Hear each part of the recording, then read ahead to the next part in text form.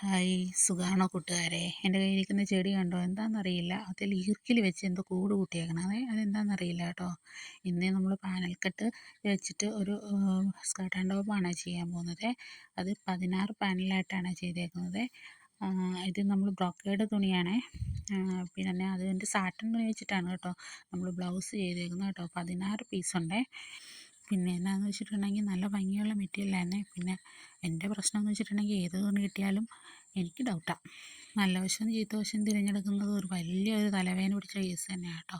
പിന്നെ ഞാൻ ഓരോ പാനലും വെച്ച് ഇതായിട്ട് അടിച്ചിട്ട് നമ്മൾ ലോക്ക് ചെയ്യുന്ന പോലെ ചെയ്തിട്ടാണ് കൊടുത്തേക്കുന്നത്. എന്നാൽ തുണി ഇങ്ങനെ അയഞ്ഞു പോകുന്നത് കൊണ്ട് തന്നെ നമുക്ക് ഭയങ്കര ബുദ്ധിമുട്ടായിരുന്നു കേട്ടോ. പൊതുവേ നമ്മൾ സിബ്ബ് വെക്കാറുണ്ട് കേട്ടോ സ്കേർട്ടിന്. ഇത് ഇച്ചിരി പാടായിപ്പോയി. എന്നാന്ന് വെച്ചിട്ടുണ്ടെങ്കിൽ അത് അങ്ങോട്ടും ഇല്ല ഇങ്ങോട്ടും ഇല്ല, എവിടെയോ ഒന്ന് കൊളുത്തി പിടിച്ചിട്ടുണ്ടേ.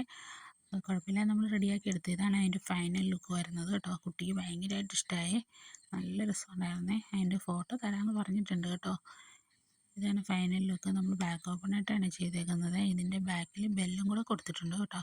പിന്നെ വീട്ടിൽ വന്നപ്പോൾ ഈ ഒരു മാങ്ങ കിട്ടി. ഈ മാങ്ങ എന്ത് മാങ്ങയാണെന്ന് നിങ്ങൾക്കറിയാമോ? കിളിച്ചുണ്ടൻ മാമ്പഴമാണോ? എനിക്ക് ചുണ്ട് പോലെയൊക്കെ തോന്നുന്നുണ്ടേ. അപ്പോൾ അത്രയേ ഉള്ളൂ കൂട്ടുകാരെ.